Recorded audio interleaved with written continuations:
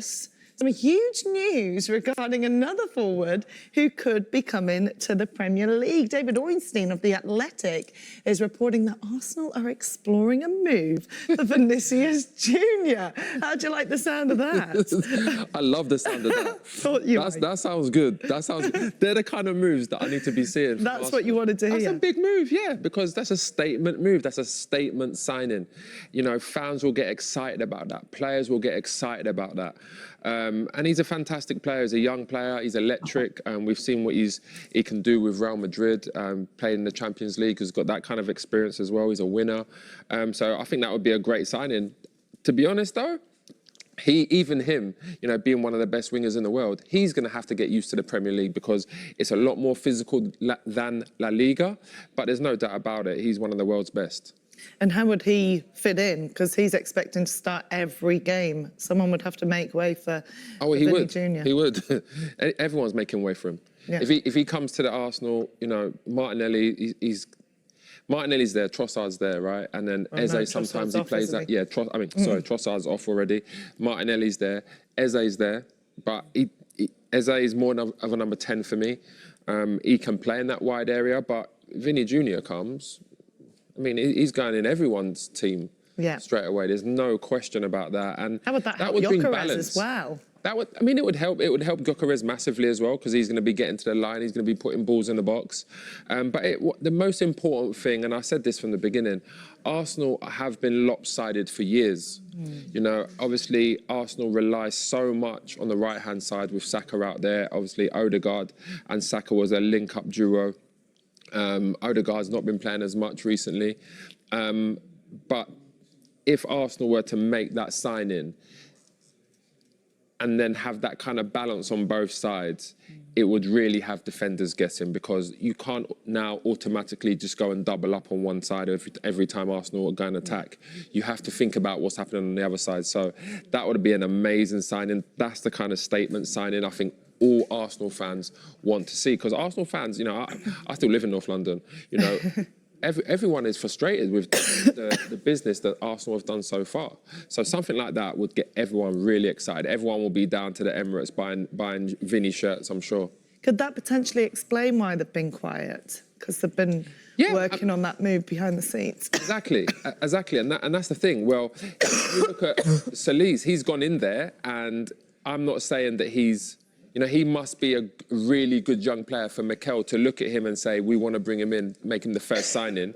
And then Vini Jr, obviously, he could be the main signing. And even if that was it, Solis and Vini Jr, that I would look at that and say, that's a very good window. But I do feel like they need to bring a defender in, especially because Saliba is injured. We don't know how long Saliba is going to be out for. It was reported that he doesn't need back surgery anymore, but he's going to miss a few months for sure. That's why I say John Stones would be amazing because you ain't got to pay nothing for him. And then, can you imagine Vini Jr and Alvarez?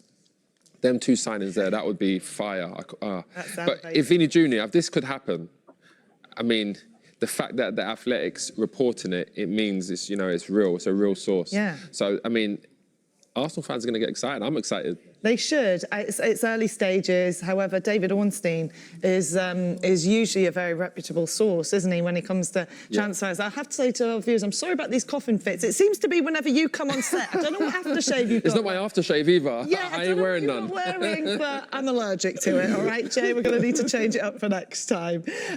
So could the fact Vinícius Jr might be leaving for Arsenal be the reason Real Madrid are desperately trying to sign Diamande? And what do you think? Have you seen much of the Leipzig player?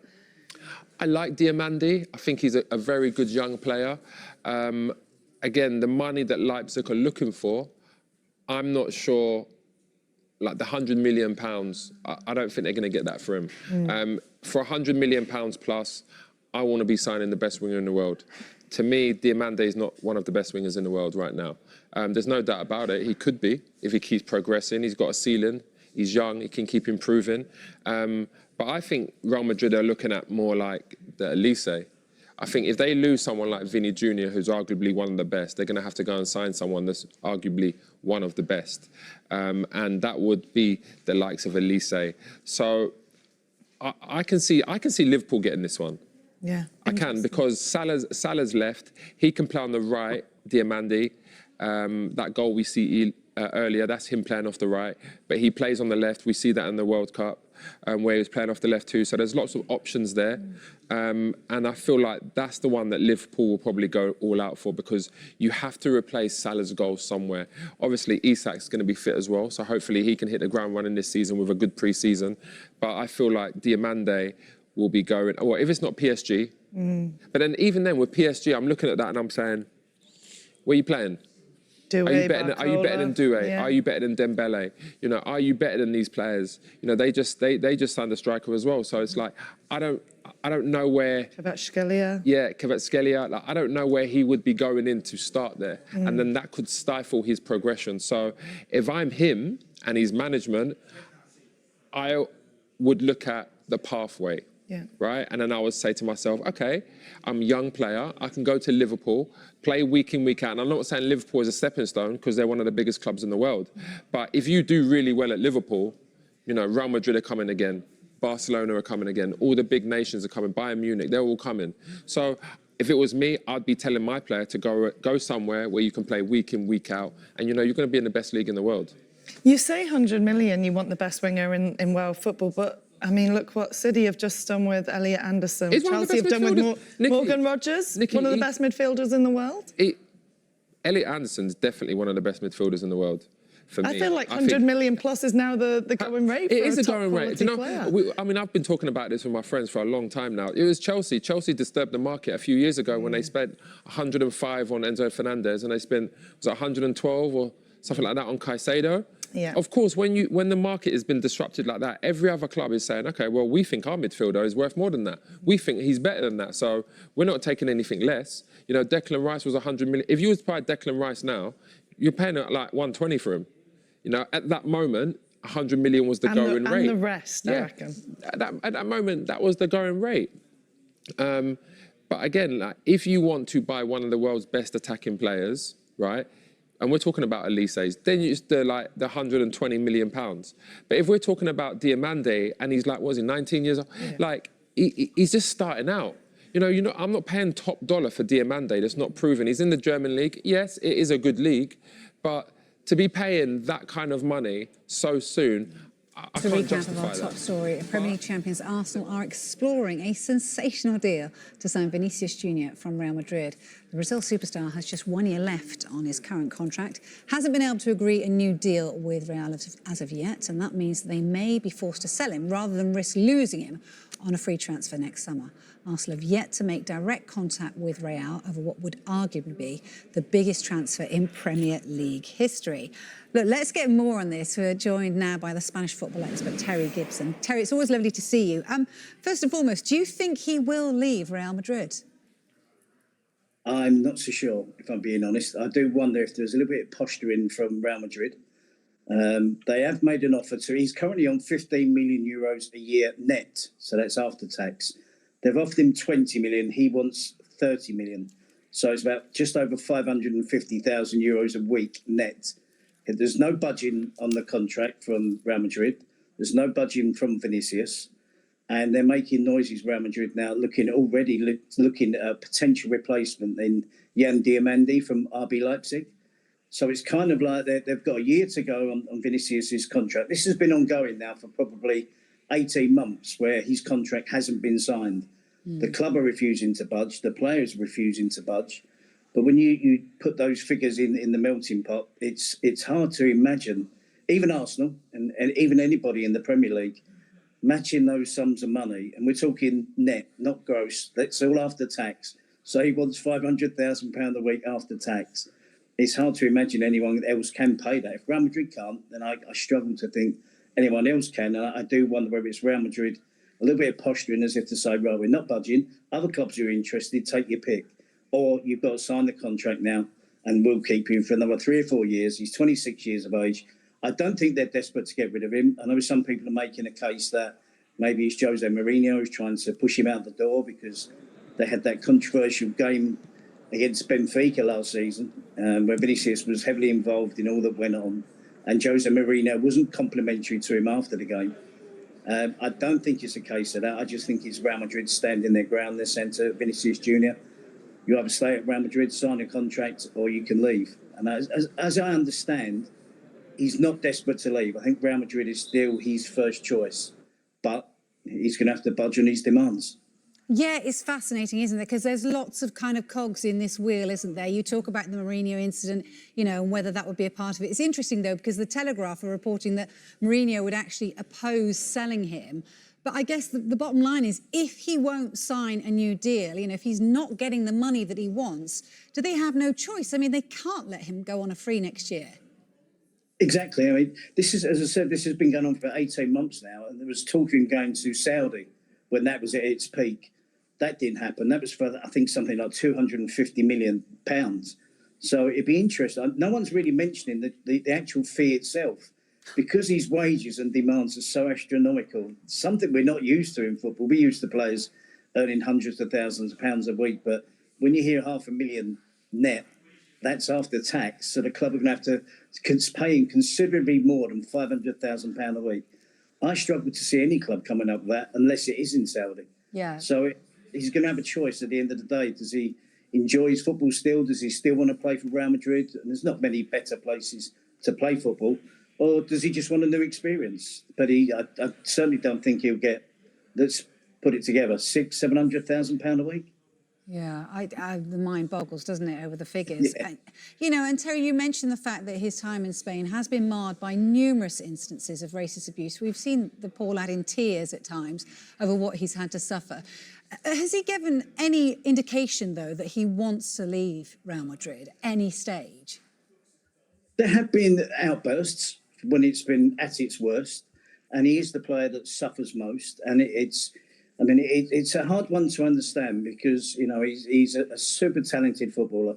You do get that from crowds. If you're that good, you do get booed, jeered and whistled when you play away from home. But when he's singled out as often as he has been, then it has become a problem for him, particularly when he's younger. He's 26 now. He can handle it a little bit more. He shouldn't have to handle it.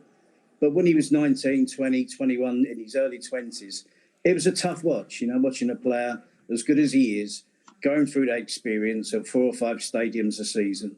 It has calmed down a touch, but it's still something that he shouldn't have to suffer, and we shouldn't have to suffer watching football. So but there have been outbursts where he has been on the verge. We've seen it, we've witnessed him in tears, and he's come out and said that does he want to continue playing in La Liga? But thankfully, you know, someone that makes a living watching Spanish football, he's a joy to watch. And he hasn't decided to leave Real Madrid just yet. But this is the closest and the loudest it's ever been that he would leave. I didn't think for 1 minute he would leave Real Madrid to go to any other club in Europe, ever. But it does look a possibility now. Yeah, it certainly does. You say he's a joy to watch. We've just had the luxury of watching the most talented players in the world in the World Cup over the last few weeks. Where do you rank him? Where do you rate him? Well, I thought he had a good World Cup. I mean, in a really disappointing Brazil team. I think he responds well to playing under Carlo Ancelotti. He was problematic for Xabi Alonso, there's no doubt about that. And then Arbeloa took over and he returns back to form. But on his day, he's one of the top 10 players in the world. He's certainly, when it comes to attacking players, he's exciting to watch. He got a lot of criticism when he was younger because of his end product. Do you remember he was criticised by Karim Benzema in the tunnel telling his teammates, don't pass to Vinícius, it's like he's playing for the other team. He showed great character moving from Brazil at a very young age, and he's overcome that difficult start that he had at Real Madrid. And you know, he's been a super talented footballer now for the last 7 or 8 years. And as I said, he's fantastic to watch. In the right team, the right environment, I'm sure he will flourish. But he's not cheap. No, he is not cheap. Why would he be? Look, you say you love watching him in the Spanish league. We'd quite like, the neutrals amongst us would quite like him in the Premier League over here. Does Arsenal seem like a good fit, or is there somewhere else you think he'd fit in better? No, I think any team, any of the top teams in the Premier League that are challenging for the title, that are challenging for the Champions League, would be a good fit for him. I mean, there are attributes he has, as weaknesses that he has. I don't anticipate him doing much closing down, winning the ball back, chasing fullbacks down the touchline. But you have to adjust for that. Now, whether Arteta is willing to do that, Some managers will, some managers won't. But that's what you get from Vinícius. So, I mean, it's been an issue with him and Mbappe for the last 2 seasons playing together. It hasn't been a success. They haven't won a trophy. Prior to that, Vinícius was in good form. He was winning Champions Leagues, winning La Liga. So maybe Real Madrid do feel that there is a need to change, or is it just a warning to say, if you don't sign the contract, we maybe have got another player lined up to take your place. It's your choice. But that's what you get with Vinícius. On the ball, is spectacular. But it can be problematic if he's not doing the hard work, the closing down. And we know that a lot of the top teams, top managers, particularly in the Premier League now, they like to close down from the front. And if he's not doing that, there might be a problem. Terry, given what he's capable of and the fact that he is asking for pretty much double his wages right now, do you think Real Madrid would be foolish not to give him what he wants? No, I don't. I think there's a limit, and there's a limit for Real Madrid as well. All their players are well paid. He's always been well paid. So if he's chasing the money at Real Madrid, they might take that. They might be offended by that. You know, they're not. They've gone out their way to offer him a 3 or 4 year contract on 20 million euros plus a year after tax. And if they feel that he's not budging from 20 and he wants 30, then I think every club has that right to turn around and say no. And I think every club has that right then to turn around and say, you've only got a year left. We're not going to run the contract down. You're not going to run the contract down. We're going to take an offer for you now. So then he has a choice to make. So I think, as I say, I thought it was always unlikely that he would leave Real Madrid whilst in his prime. But this is getting interesting now.